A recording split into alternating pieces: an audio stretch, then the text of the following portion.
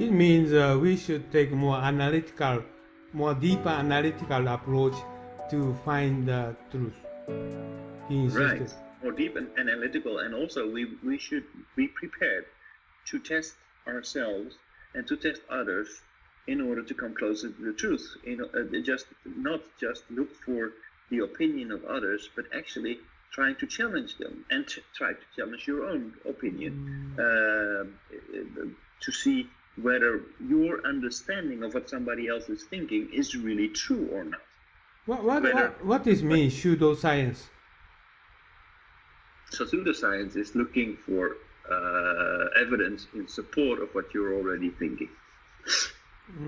I see. Okay, let's continue. Okay. I don't clear understanding. Maybe what is message? Pepper, what he wanted to say? You going to do more deep and precise analytical effort you need to make to find truth. Then you can get more better solution. Looks like he said, right? Right. So basically, he summarized it very well. I think what he's saying is that you should never be certain about what you believe, because a belief is a belief. So you should always be prepared to challenge your own beliefs, and in order to get closer to the truth, we should basically try to disprove what we believe, try to put our theories to the test in order to get closer to the truth. So not trying to confirm and building consensus about what you already know, what you think that you know, because the truth is found by disproving your beliefs and not in confirming your beliefs.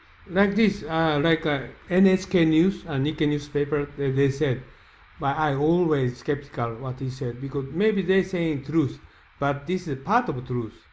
But it means we need to grasp the real truth. What is this? This is always and we need to. Is it? Is this what he said? That is what he says. And basically, we should challenge what we believe. If we want to engage in a scientific approach, if we want to get closer to the truth, we should try to disprove what we are being taught.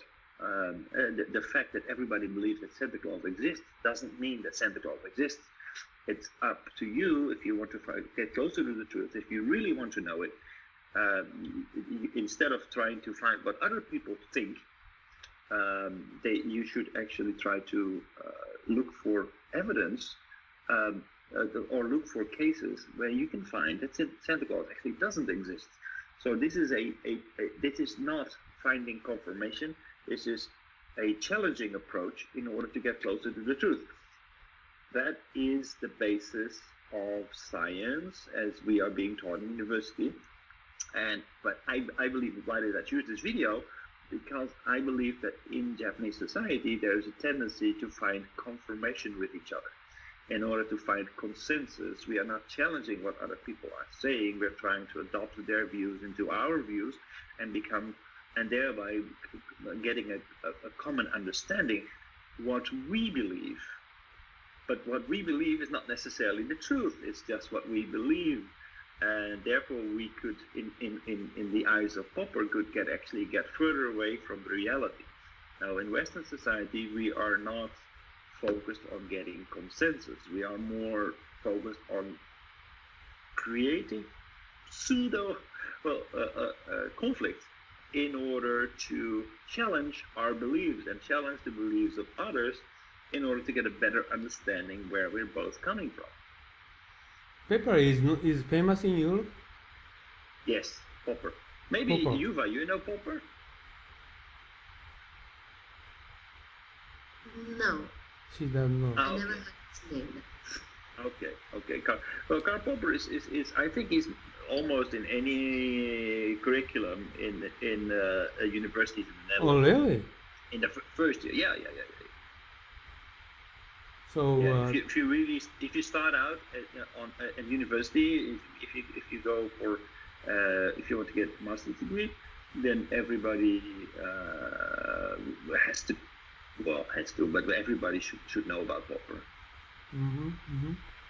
Okay, so maybe I understand what his theory is, but still I don't. Okay, maybe this Green pick up Freud and Einstein is for just only example, and Right. right. That's absolutely correct. So it's just an example. It's just a way. They're both great scientists. I mean, both Freud and both and Einstein are obviously great scientists, but their approach is totally different. And therefore, he says, okay, what we can conclude. The way that they're doing it is that Freud is trying to seek confirmation for his theories, and he observed that he can make almost any theory work by finding proofs for it, by finding some kind of confirmation of his theory.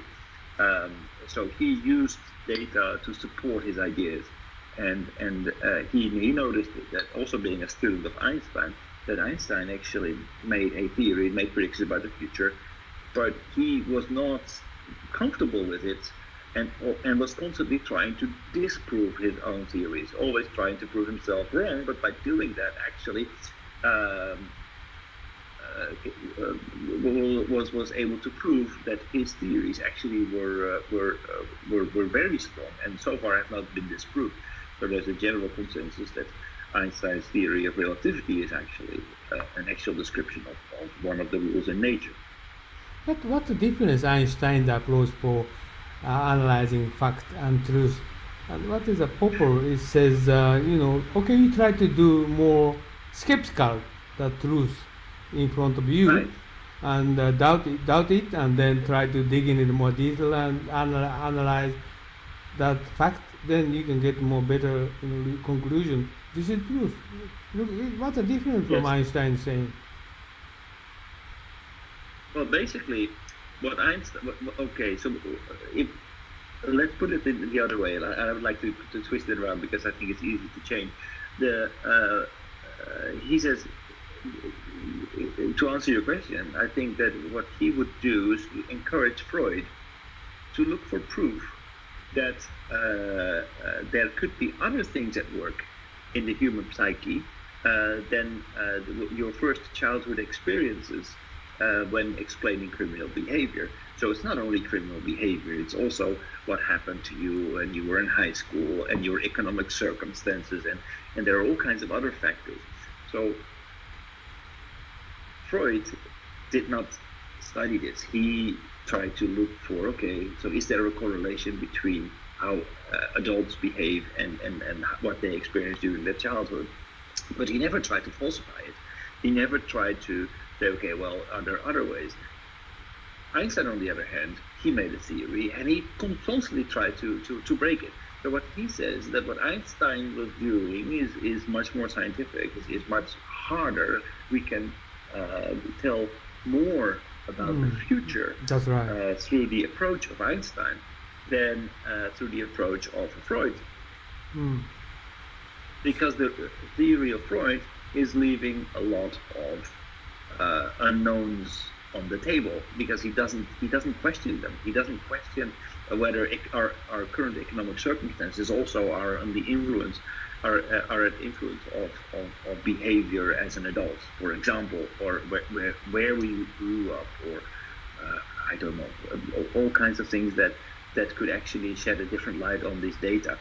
And I think that there's a lot of sciences where it's very hard to be hard science, but in economics, we also tend to look for evidence that our theories work. But that's also one of the reasons why economics is still not very much developed as a science. We are still not capable of really predicting what is happening in the future in economic science. Why Popper's approach is better than former philosophers? Well, basically, Popper's approach is not better or worse. Popper is basically just pointing out a significant difference. And he says the way that we are exercising science is done in a different way. They're both science, but one is, he calls it pseudoscience, and the other one is scientific. And he says, okay, there are hard sciences, soft sciences, and the way that Freud is doing it, finding support for your theory, is science, but it is soft science. It is pseudoscience. And the way that actually hard science is being exercised is by disproving a theory. So there is you could say that basically Popper is pointing us into the direction that if you can find hard proof, if you can actually falsify your ideas, then you're getting closer to the truth, because the harder the science gets, the closer you get to the truth. And the way to get there is by disproving. So be prepared to challenge your own ideas, and once you find a way to disprove your theory, throw it overboard and reassess what you think is the truth, and then again try to disprove it. So we should constantly challenge our own beliefs and others' beliefs, and thereby coming much closer to the truth than by simply trying to create consensus, trying to find some evidence in order to support what we both believe, and then go on with our lives. Because we could go on with our lives, which is comfortable, but we could be away from the truth, and that could be dangerous in certain circumstances. For example, when we're considering about the